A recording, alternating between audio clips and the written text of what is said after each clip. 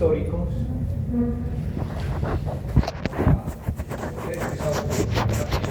Patológica, los criterios de autoinmunidad, algo de epidemiología de estas enfermedades, y vamos a ver unos ejemplos de enfermedades autoinmunes más comunes.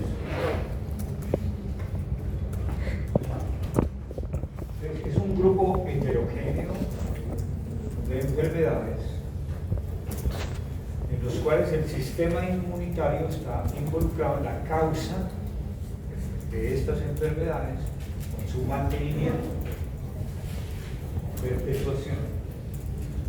Por algún motivo no conocido, hay una falla en la regulación de la respuesta inmune, y los autoanticuerpos, células, citocinas, producen daño a los tejidos. Por eso se llama autoinmune.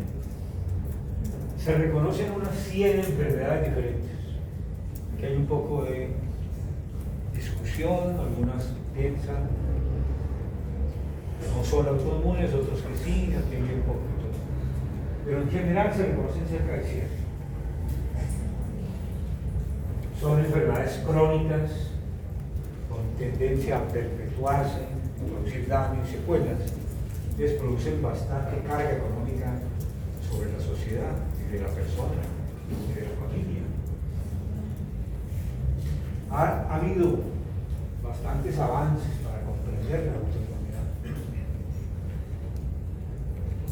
Hay modelos animales, hay genes, se han identificado genes que aumentan el riesgo, y algunos factores ambientales que vamos a hablar rápidamente que también se relacionan a esa susceptibilidad genética para producir la enfermedad.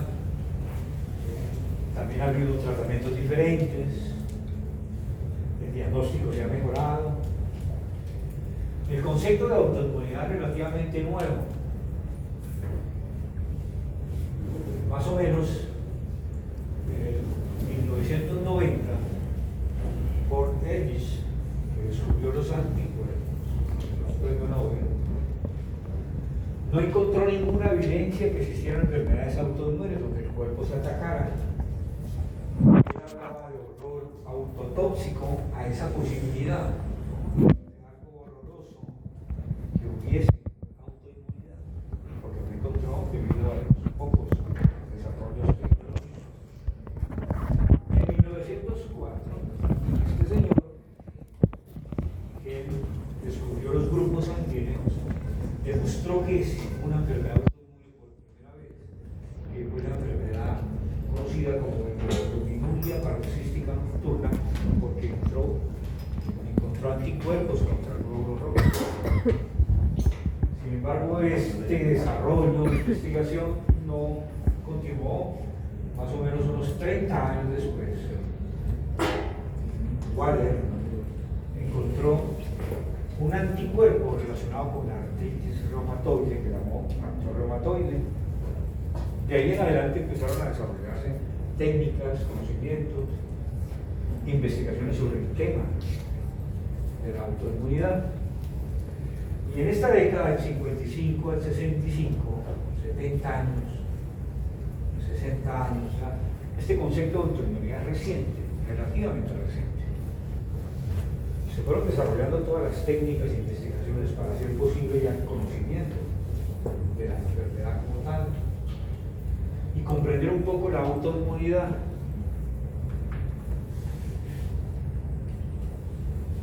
Y es importante que reconozcan ustedes que hay autoinmunidad fisiológica y patológica. Generamos anticuerpos contra estructuras propias, y eso es normal, tener anticuerpos, autoanticuerpos, dirigidos contra células tumorales, por ejemplo, senescentes, necróticas. Se producen anticuerpos también para eliminar estas células anormales. Entonces, todos tenemos autoanticuerpos. Como van a ver más adelante, se hacen estudios serológicos, casi el 30% de la población normal tiene autoanticuerpos. Existe una confusión a veces con pacientes con clínica y anticuerpos y le achacan, pero recuerden que son autoanticuerpos fisiológicos. La enfermedad autoinmune ya es el síndrome clínico, ya es que esos autoanticuerpos hacen daño a los tejidos. Entonces, en este caso es una respuesta sostenida y persistente. Aquellos anticuerpos son de bajo nivel en los títulos en el suelo, que tienen una baja especificidad del antígeno y que desaparecen después de que controlan el proceso al cual están atacando. Eso es un primer concepto que es importante, que existe autoinmunidad fisiológica. No toda es patología.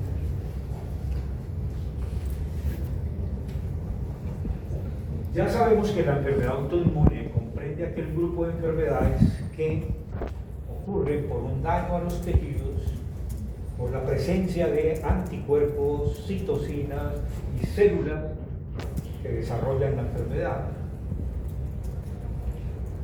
¿Por qué ocurre esto? Como les decía al principio, lo más probable es que exista una predisposición genética no bien entendida que haga que un factor ambiental la desencadene en una persona determinada. No conocemos nada sobre el proceso en el cual el agente desencadenante origina la enfermedad. No sabemos por qué pacientes genéticamente iguales, digamos gemelos, monocigotos, sometidos a los mismos factores ambientales, algunos tienen la enfermedad y otros no. O sea, la concordancia no es completa. Desconocemos muchos aspectos sobre la autoinmunidad patológica. Sí, se comprenden muchos de los mecanismos efectores que producen el daño.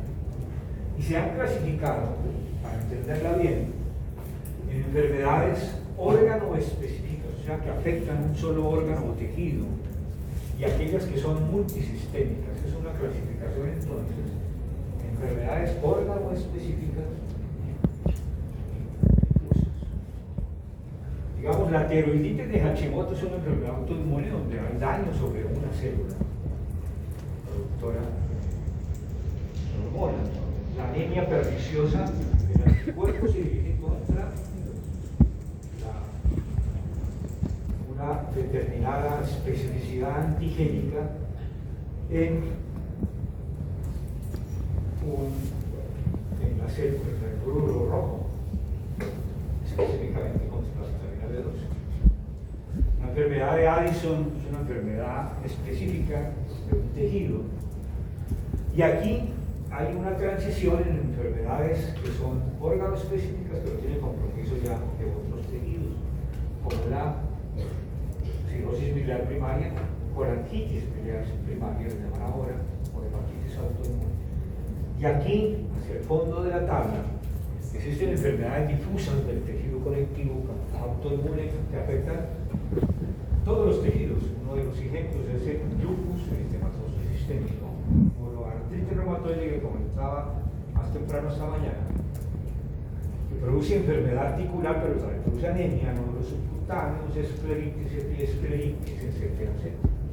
Entonces, ese es el espectro de la autoinmunidad: enfermedades órgano específicas, una célula o un tejido, o multisistema. Estos son los criterios de autoinmunidad. ¿Cómo se cataloga una enfermedad como autoinmune? Estos son los criterios. Hay evidencias directas, indirectas y circunstanciales. Lo más importante es la presencia de autoanticuerpos en sangre periférica. Toman examen y encuentran autoanticuerpos, en este caso patológicos, que son dirigidos contra autoantígenos y que se fijan a las células. Ese es el primer paso. Hay que demostrar que esos autoanticuerpos son patogénicos, o sea, producen daño, infiltrados linfocitarios en los tejidos, y que los linfocitos T extraídos y aislados de la región pueden ser activados por autoantígenos.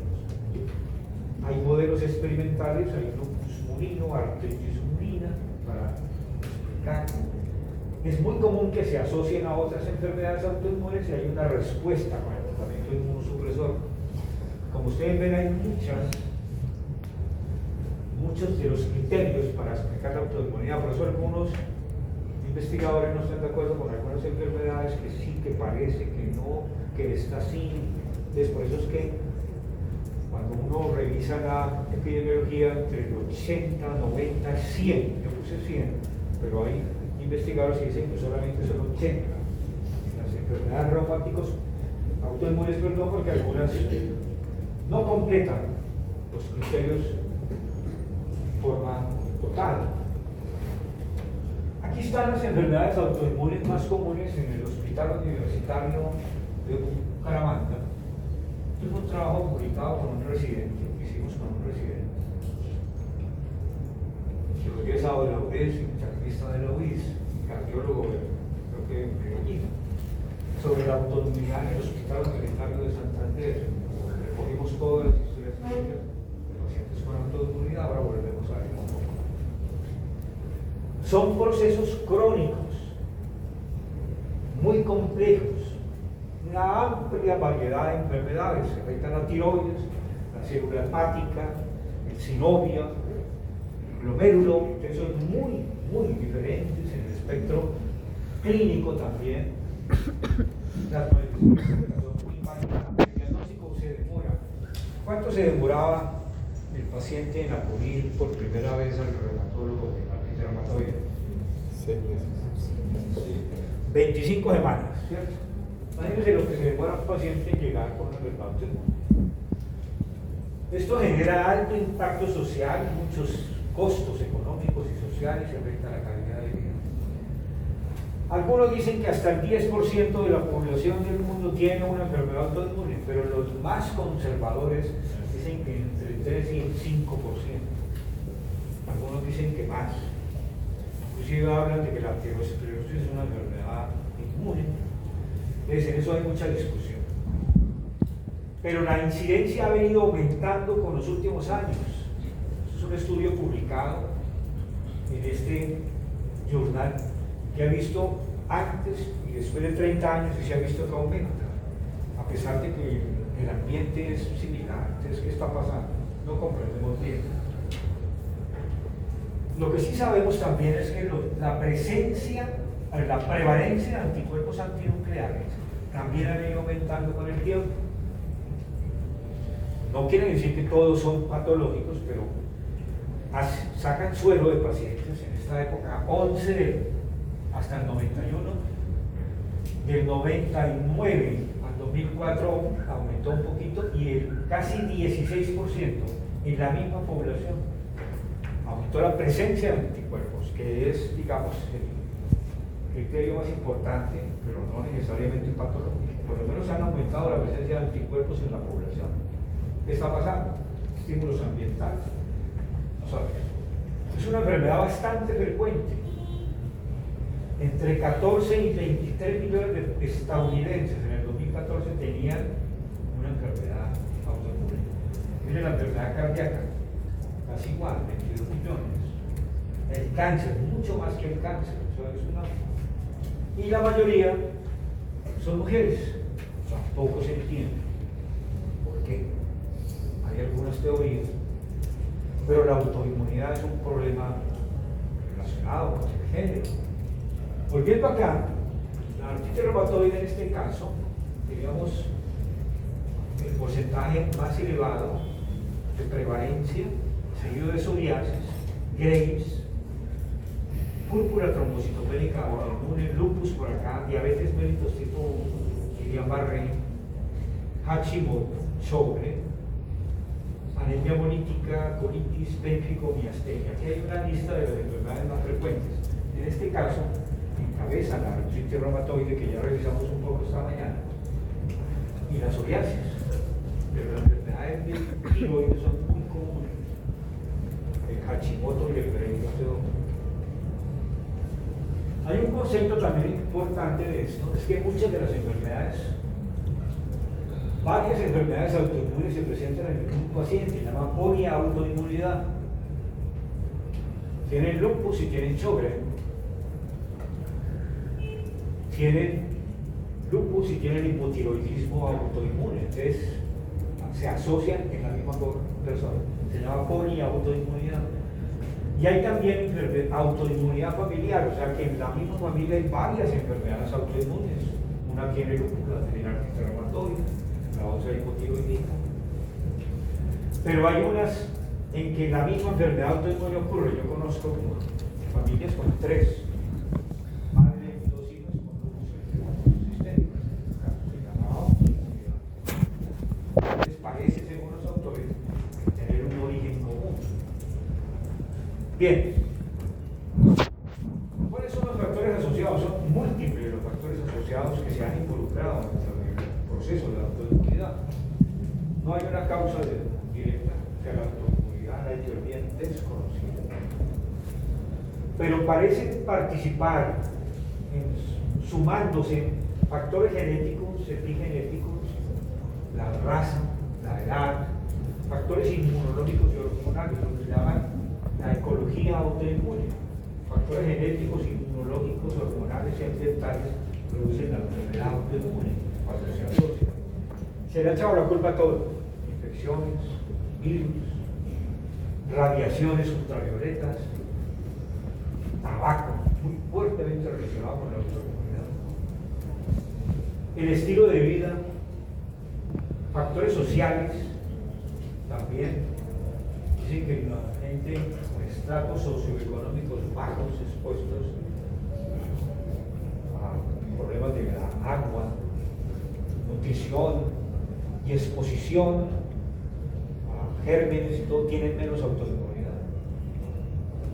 Factores psicológicos también pueden influenciar la enfermedad cultural. Creo que eso es lo que llaman ecología autoinmune. Hay un grupo de factores de riesgo que pueden tratar de la autoinmunidad. Aquí están el resumen de los más importantes, de genes.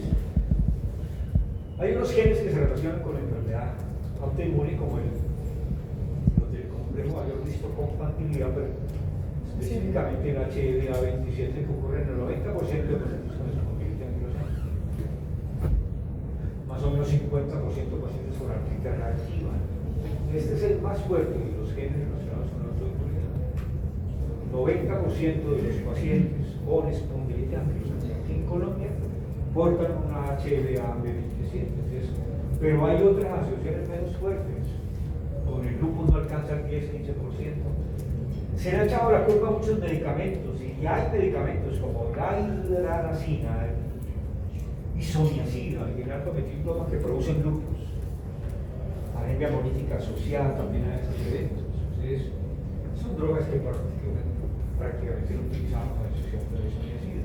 Hormonas. ¿Por qué las mujeres tienen más enfermedades autoinmunes? Aquí hay una lista de relación entre hombre y mujer. Por ejemplo, Hashimoto, 10 mujeres a un hombre; lupus, 9 mujeres a un hombre. Y así, como ustedes ven, es muy fuerte la tendencia de la mujer. ¿Por qué? Problemas hormonales, estrógenos, progestágenos, embarazo. Todo eso se le ha echado la culpa, pero no hay nada claramente relacionado, fuertemente relacionado. A todos los virus se le ha achacado enfermedad autoinmune. Aquí en el chikungunya vimos artritis franca, categórica, asociado al virus del chikungunya como un fenómeno autoinmune. También se le ha echado la culpa al Epstein-Barr, al parvovirus. Pero esto es una ecología autoinmune, no sabemos exactamente cuál es el peso de algunos de estos factores y su influencia real sobre la enfermedad. Vamos a hablar rápidamente de los anticuerpos, porque son los biomarcadores más utilizados para considerar la autoinmunidad, teniendo en cuenta que pueden ser encontrados en personas normales. Son inmunoglobulinas que reaccionan contra diferentes componentes celulares. Alguna gente dice deben decirle anticuerpos anticelulares, porque también afectan, van contra citoplasma. Entonces no son solamente antinucleares, sino anticelulares. Como les decía, son los biomarcadores más utilizados para considerar la autoinmunidad, pero son muy inespecíficos. Supremamente inespecíficos porque se presentan en muchas enfermedades. No solamente autoinmunes, sino también en infecciones, inclusive la tuberculosis, cáncer, en síndromes clínicos no definibles y en normales. Casi el 30% de personas normales tienen anticuerpos antinucleares, casi siempre anticuerpos bajos, pero tienen anticuerpos. Como les decía esta mañana, ustedes si tienen dolor de rodillas de una mujer obesa, y le duele cuando tú ibas agarrando el anticuerpos, pueden resultar positivos, pero no son grupos, es una artrosis de rodilla. Entonces hay que tener mucho cuidado con la solicitud de los anticuerpos. Existen muchos métodos de laboratorio, pero el más reconocido e importante es la inmunofluorescencia in vitro. Aquí hay unos patrones de tinción, eso es una célula que se coloca inmunofluoresceína y se mira en el microscopio de fluorescencia.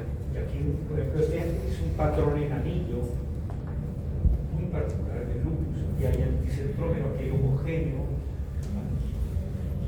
Entonces son patrones que permiten observarse con el examen de inmunofluorescencia directa, que es el más específico de los estudios. Un documento de posición del Colegio Americano de Reumatología ha considerado que el estudio de anticuerpos con inmunofluorescencia es el estándar de oro para la detección de ellos.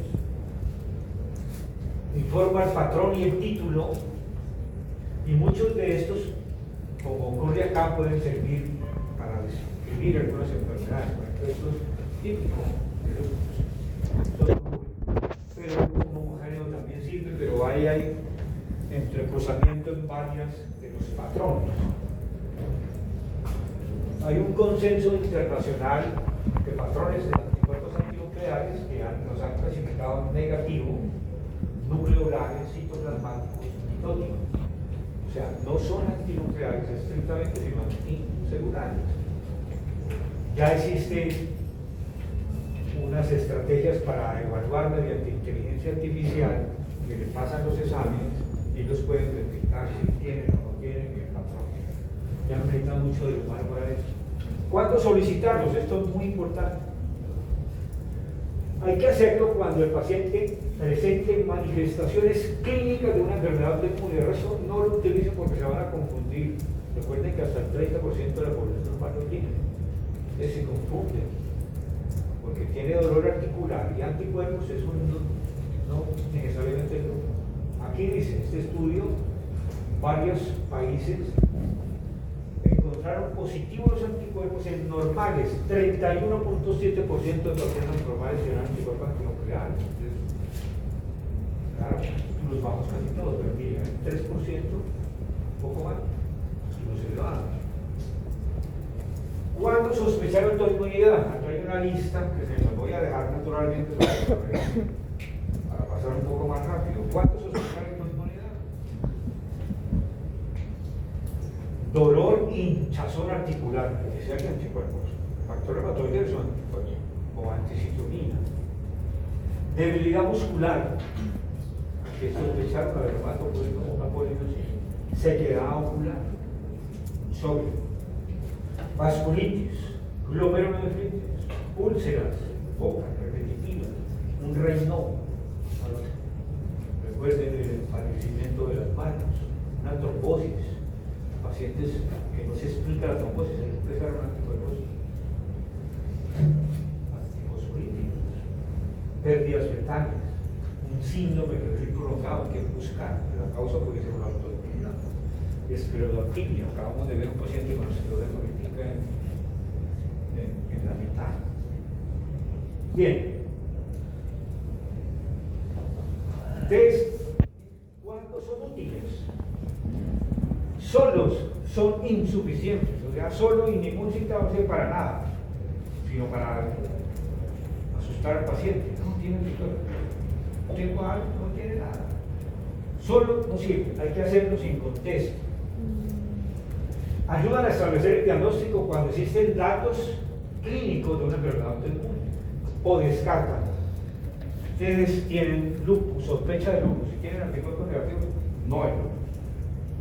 Ese es el prototipo de la autoinmunidad. Y ya en el último criterio de clasificación donde está, usted empieza a estudiar el lupus cuando tenga anticuerpos y una sospecha. Si no tiene anticuerpos, piense en otra cosa. Igualmente en la lista de estudio colectivo que se caracteriza por la presencia de anticuerpos. Clasifica al paciente los autoanticuerpos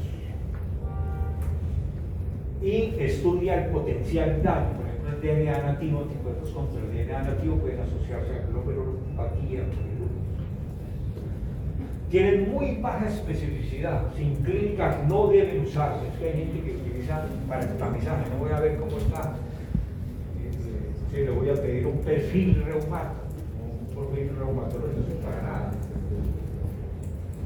Y cuando tengan los anticuerpos antinucleares positivos, empiecen a pedir las subespecificaciones de los anticuerpos, un anti-RO, un anti-LA, etc. Ustedes deben pedirlos solos. Vamos a mirar ya en la parte final las enfermedades autoinmunes más comunes, empezando por las enfermedades del tiroides. La enfermedad de Graves, descubierta por el señor Graves, y después por el otro le llevaron, diagnosticaron por primera vez y segunda vez un hipertiroidismo autoinmune con presencia de bocio por tripatía o exotitalmos, se observa en la gráfica, y algunas lesiones en piernas. Es común, 2% de mujeres presentan la enfermedad, casi todas mujeres. Explica el 50 al 80% de los casos de hipertiroidismo, sobre todo en jóvenes entre 20 y 50 años. Cuando observen la clínica de un hipertiroidismo, siempre piensen